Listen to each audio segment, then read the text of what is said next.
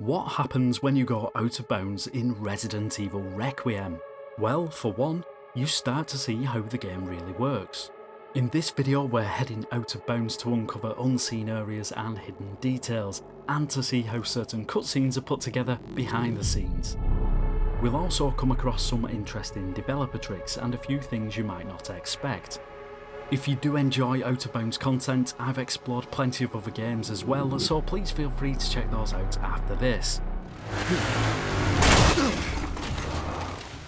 Alright, let's start with the title screen. As you move through the menus, the camera slowly pans around Grace's desk, and even here you can already start to see how the game is put together.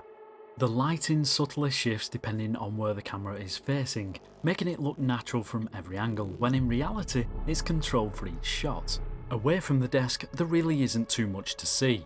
Aside from a photocopier tucked behind it, the rest of the room is completely empty, but it is worth pointing out this door. It's never shown during the main menu camera angles, which made me wonder why it's here. It's because when we load into the game, this exact position is used for the desk in the FBI building during the opening cutscene. At the FBI headquarters, if we pull the camera back, we can start to see what's hidden just outside the normal view. There are a few extra vehicles along with two duplicate FBI buildings on the opposite side of the road, likely there for the purpose of reflections. But if we move over the treetops, this is where things get more interesting, because hidden just behind this exterior is where the entire interior scene actually takes place. Sir. There are some small moments happening off camera, like how this character on the right reacts to Agent Dempsey as he walks past, something you'd never normally see. This is also a good time to show an early example of how cutscenes are handled. Characters will often move back and forth off screen, repeating animations until the right time to enter. It happens quite a lot, so I won't focus on it every time, but I thought it was worth pointing out. Grace Ashcroft. Yes? My office. Coming.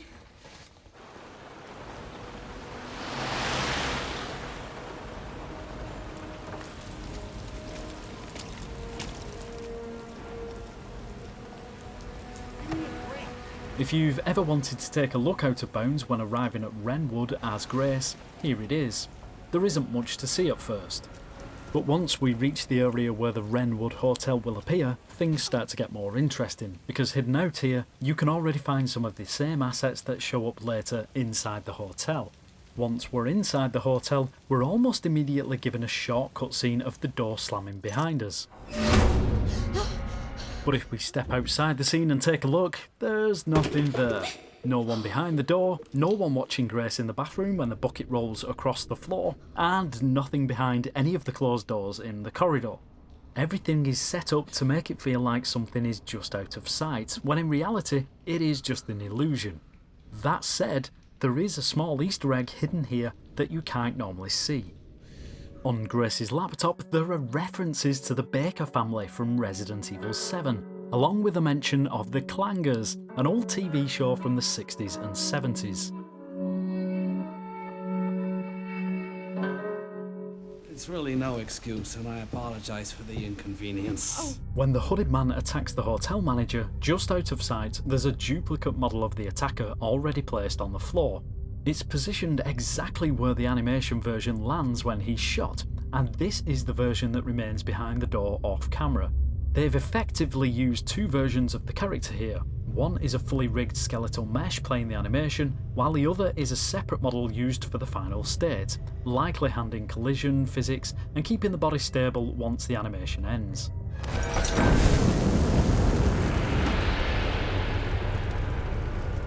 Most of the flames and rain you see during the game are particle effects, not fully 3D objects. They're flat sprites that rotate to always face the camera, a common technique called billboarding, used to keep the effects looking consistent from any angle.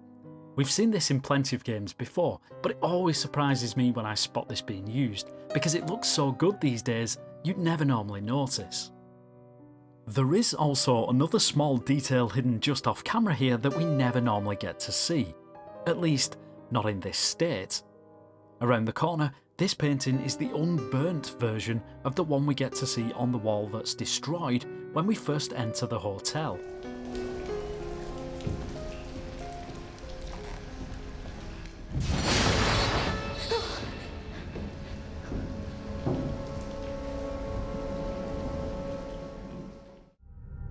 One of the most memorable parts of the opening is walking through the streets with Leon, but behind the scenes it's all very carefully triggered. As he crosses an invisible point around the corner, the civilians spawn in, and just ahead, the vehicles are already waiting off screen for their moment to enter.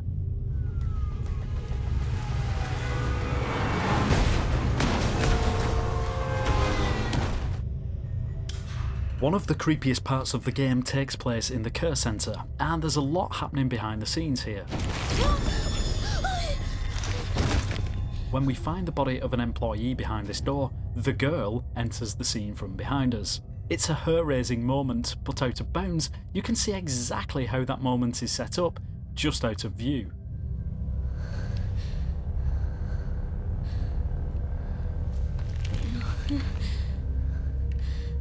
Infected. I'm not going to go too deep into how the girl works off camera just yet, as I think there's more to this than meets the eye, and I want to look into this properly first. If there is, I'll cover it in a separate video. For now, and put simply, it looks like she spawns in and disappears just outside these blacked out boxes, sitting above the holes in the map. Depending on what's happening on screen and where the player is, different parts of the map are loaded in. When Leon first enters the care centre, there is barely anything behind the front of the building, just a small interior section and a nurse model waiting off screen. Then as he moves inside, the rest of the building loads into place. As I was exploring this part of the care centre, I couldn't help but notice this door that we never enter, or at least I couldn't find a way to. While the door does appear on the map, it isn't marked as an enterable one, and there's no room shown behind it. However, when we take the camera to the other side, unlike most doors that lead to nothing, this one actually has a full room behind it. It looks like some kind of pharmacy, with medicine cabinets and trays inside. Although there are clear signs it's unused, as the bottles are floating just above the trays instead of sitting inside them. It does make you wonder, what was this originally going to be used for? Cut content maybe?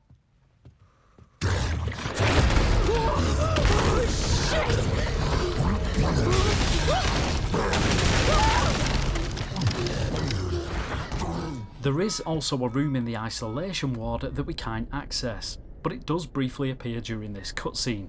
Inside, there's this figure who begins to bleed. Funnily enough, even though the head is covered with a bag, the model actually has a fully detailed head and face underneath, something you're never meant to see. Would you like to see what's hidden under the hood?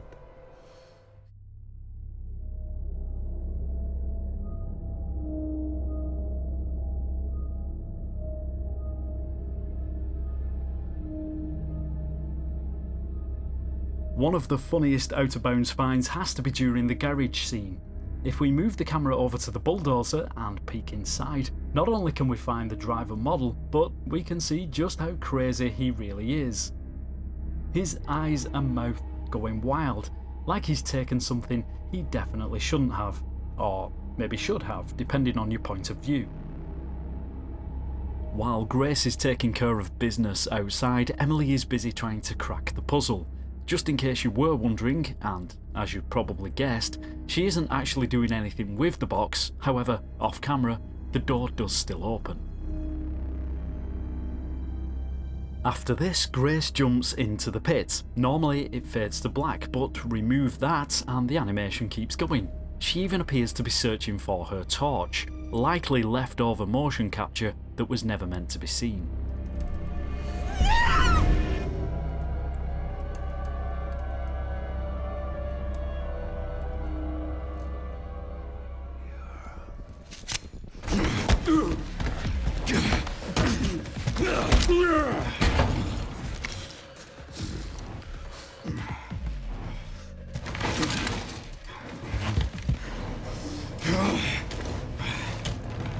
You're a dead man walking. Hey, can you hear me? Leon, I've been trying to reach you. Sorry, I was a little tied up. Another strange door appears in the attic. It's not marked on the map, there's no indication it can be entered, and no room shown behind it. Yet, when we take the camera through the wall, there is something there. A hollow shell made from non-collidable geometry. Why it exists at all is another question.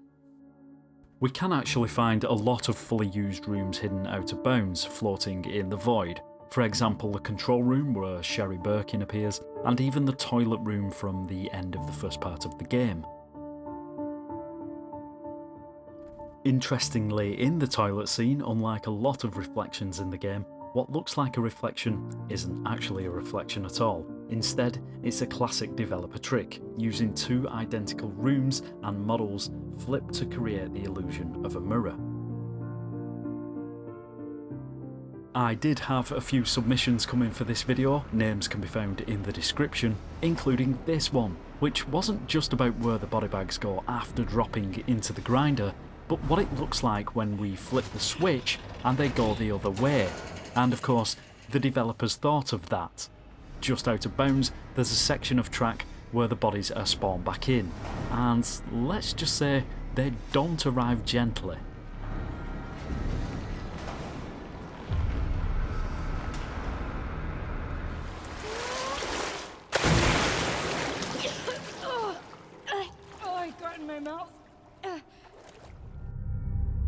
One thing I always look out for when making these videos is how the elevators work. In other games we've seen that sometimes they don't move at all. The map simply loads in around them. But that's not the case here. The elevators do move, although this one has a clever little trick.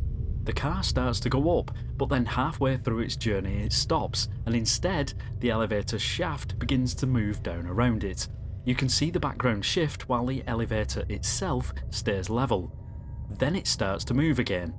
A neat little trick that helps extend the journey without needing both parts of the map to be too far apart, and it completely goes unnoticed.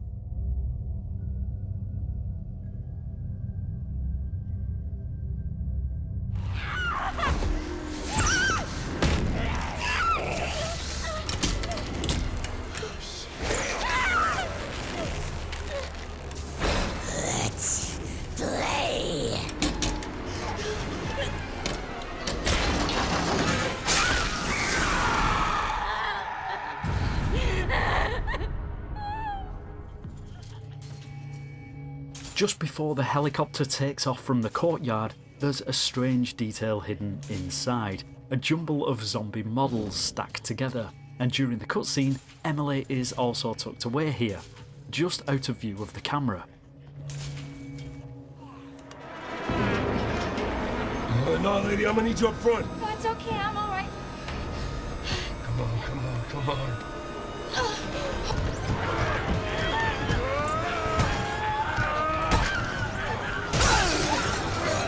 Get off me!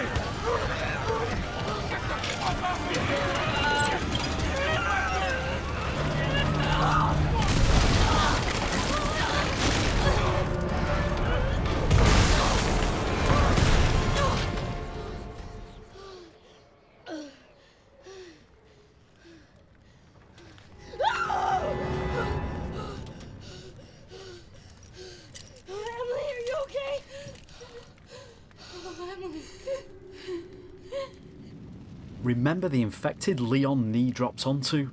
This is where it comes from.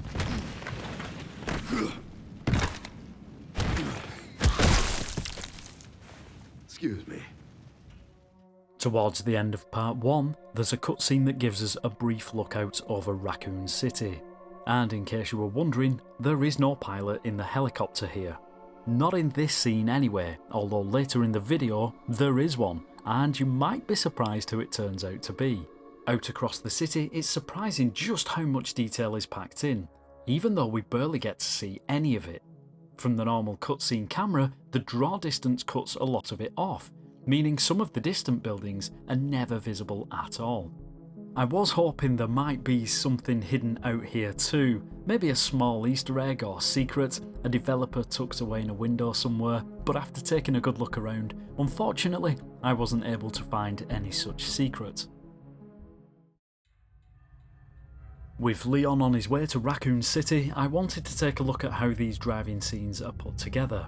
A lot of the time, as we'll see later in the video, the same piece of geometry is reused to create the illusion of movement, but in this case it's a bit more complex. There are 5 separate sections used, each with their own backdrops and terrain. At the top we have the Misoil fuel station, then as the scene plays out, the longer road sections are used, and since Sherry appears in this scene, her control room and even the rest room are loaded nearby. As we reach the part when the cutscene switches to Leon driving along the cliffside, that section spawns in just before this happens, right next to the other road segments. Interestingly, there are a lot of buildings out here that we never properly see, because of the heavy blur filter that hides them, and of course, all this eventually leads into the massive Raccoon City overview, which looks phenomenal.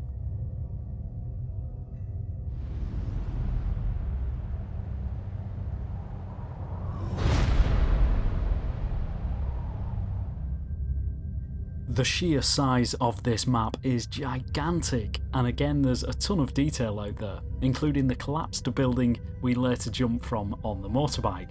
Not the actual one of course, but a background model placed there by the developers to help sell the realism.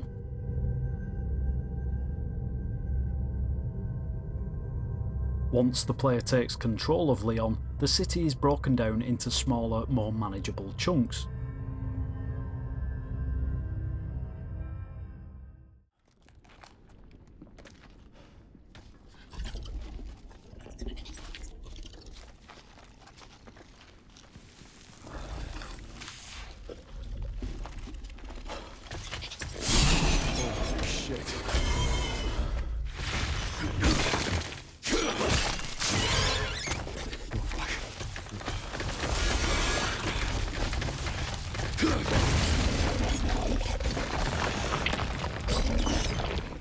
After defeating the giant spider, we end up in the subway, which gives us a great opportunity to see how different parts of the city load and unload as the player traverses across the map. One of the more curious details in this scene is the person sitting in the front of the helicopter with Dr. Gideon. I'm curious about this character for a couple of reasons. One, because I don't remember ever seeing him before or finding out who he is. Maybe he is just a random pilot who we're not supposed to question. And 2, I don't know about you, but to me he looks a lot like the amazing actor Cillian Murphy. Also, this scene is a good example of developers using tricks to manipulate light and create shadows during cutscenes. Leon triggered the alarm. It looks like your campaign to make the DSO stand down really didn't work, Zeno. I'll leave this matter to you, then.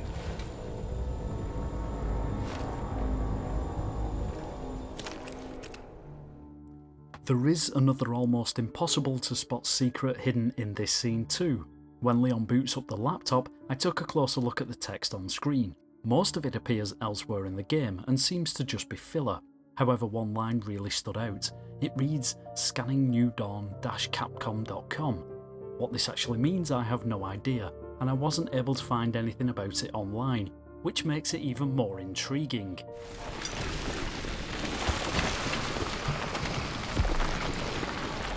A cutscene that really stands out during our time in Raccoon City is the footage of the BSAA running into some serious trouble. Naturally, one of the first things I wanted to check out was what they actually look like beneath the helmets. Not expecting much, I was pretty surprised by what I found, and honestly, it's a bit unsettling. This isn't the only time they appear like this either. It's the same during the ending cutscene, which we'll be taking a look at later in the video. What exactly has happened to these soldiers?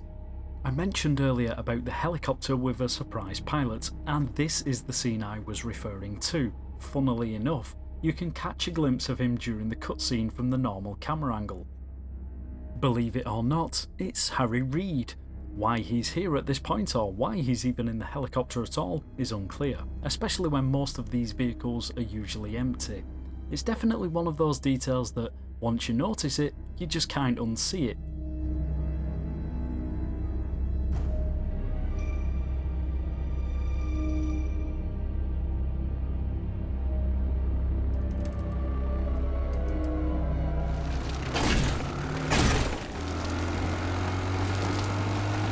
All right. Should make it there in no time. Good to hear. How are the roads? Leon? Just a few potholes.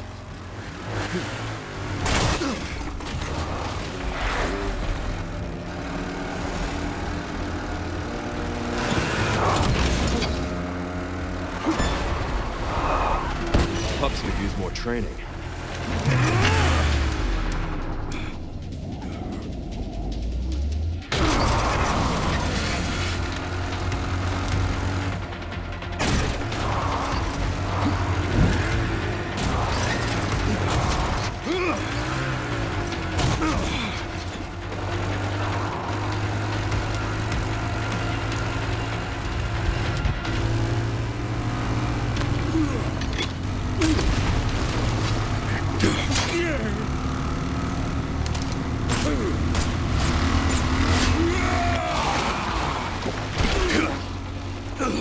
I've had enough of you! I know the feeling!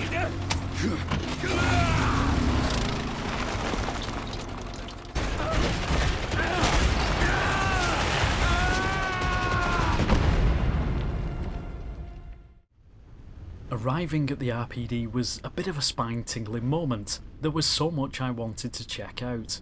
First of all, the section of building where in Resident Evil 2 the helicopter crashes through the wall.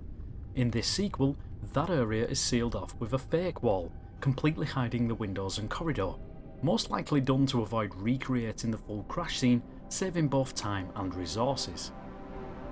However, it's not all been cut away. There's still plenty here that we cannot normally see. For example, the famous shutter in the watchman's room where Officer Elliot tries to crawl underneath, and once inside the building, although we can't get close to it, the helicopter crash corridor is still present. I'll be coming back to the RPD shortly, as there are a few more inaccessible areas and a couple of hidden details I want to show as well. For now, let's take a look at the orphanage scene. I'm not going to show the full sequence as it would take far too long, but once again, a lot is happening just out of view. Security, but nobody answered. They are out of control. Doctor, we can't contain them. Sedate them now! Are you kidding me? Get out of my way! Hey, are you awake? Throughout the scene, characters are constantly spawning in and out, positioned just outside the camera's view, ready to step into frame exactly when needed.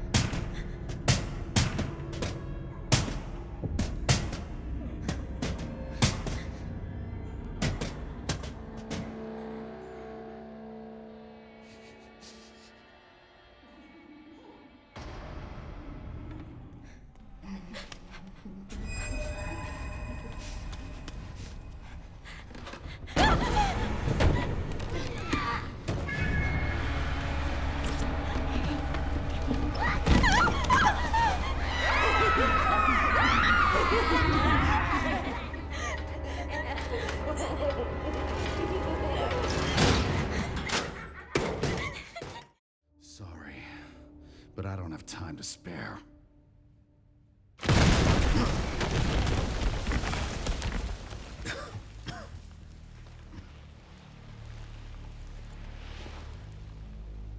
Have fun. I remember you.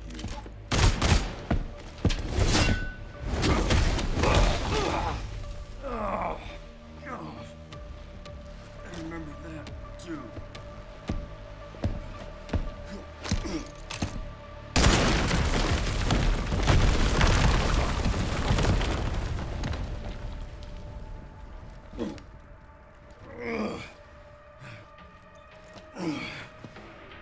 Sherry. Wasn't there an orphanage around here? Yes, there was. Why? I'm gonna do some digging.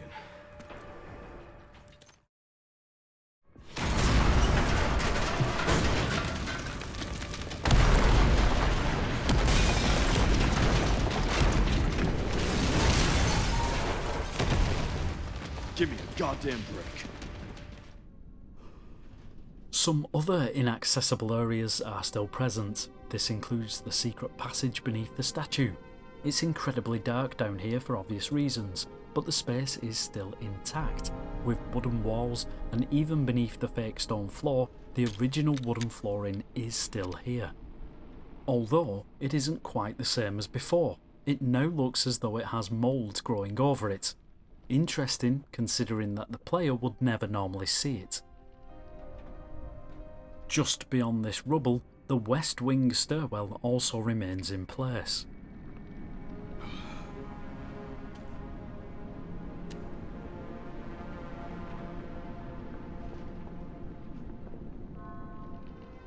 And although we never visit the third floor, there are still corridors up here, complete with scattered props. Things like fire extinguishers, a bucket or sharp spin, and even a writing desk tucked away just behind the library wall. There is also an Easter egg you can find under normal circumstances. Inside this locked cabinet is what looks like a Sega Saturn surrounded by PlayStation games, but one detail you can't see because of the way the boxes are stacked is the back of the Resident Evil case, which is exactly as it should be for the NTSC version. It's a small touch, but a really cool one, and definitely brings back some fond memories.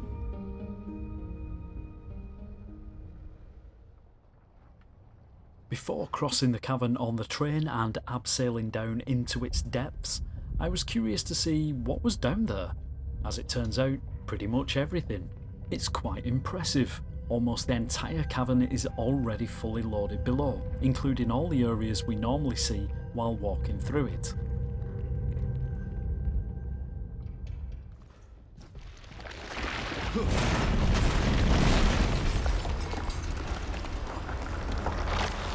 Seriously.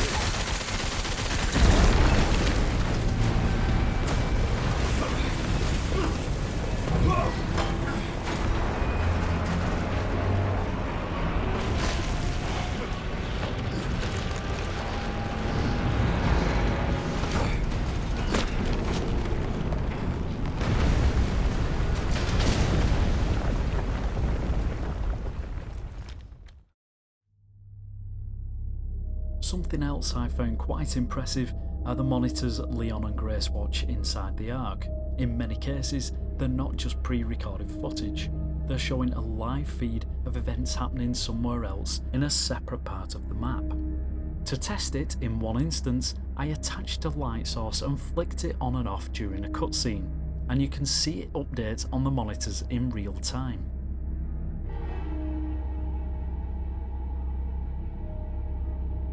As for the team that don't want Leon here, there's nothing behind their masks at all. Backup is on the way. Not necessary. I'll neutralize the target myself.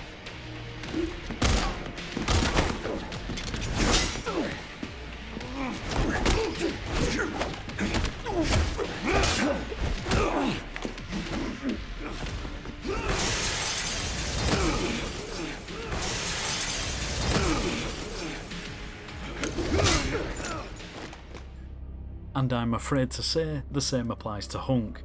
There's nothing modelled behind the mask. However, there is one interesting detail that's very easy to miss. At the end of the fight, Hunk's glove comes off his left hand, revealing that he too is infected with the T-virus. While Grace is at the master terminal, we get this flashback to the Renwood Hotel. Or is it the Noble Forest Hotel now? It's a bit unclear, because in this scene, the interior is positioned directly behind the exterior of the Noble Forest Hotel, the one we see right at the beginning of the game if we look far enough down the street. Why this is the case isn't entirely clear.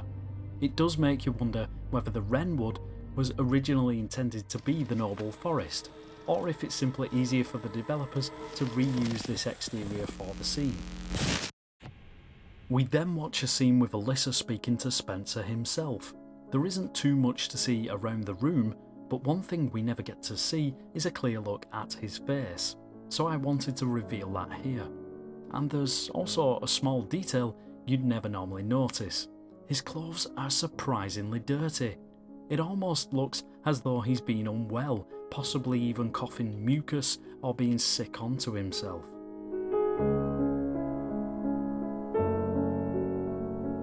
We also see another scene where a baby is handed over to Spencer. Without giving too much away, although we never see the baby's face, it does bear a striking resemblance to another character in the game.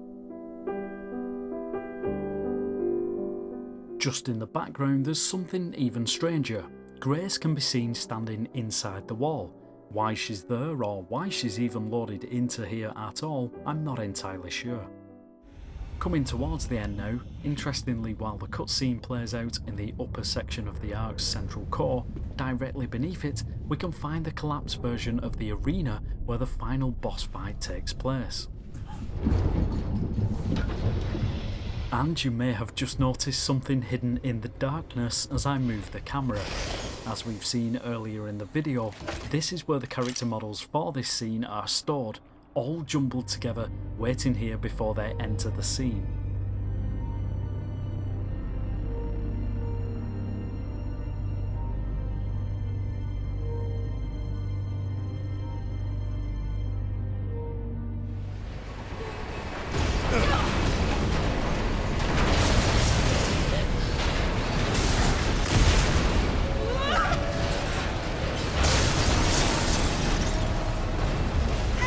Gonna go!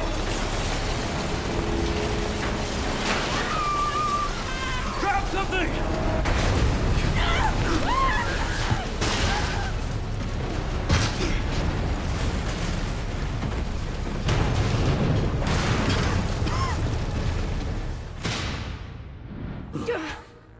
When the Hound Wolf Squad arrives, we don't get the best look at them during the scene. However, these are the same models you can unlock in the bonus options, allowing you to take a much closer look at them in detail.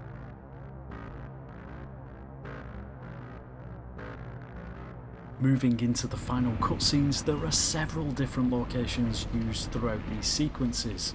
What's interesting is that they're all placed fairly close to each other, floating in the void, allowing the engine to transition seamlessly between scenes without heavy loading, something you'd never normally realise while watching the scene play out.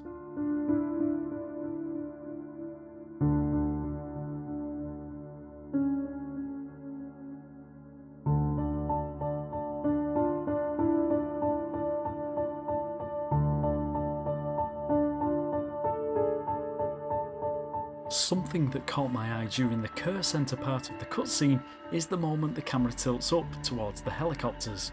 As it pans upwards, I noticed something strange in the sky.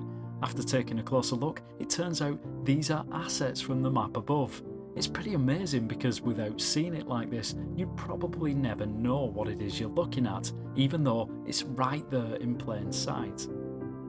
You'd also never realise, but Emily is positioned outside the Care Centre during this scene. And there's another detail you don't normally see, how the lighting works.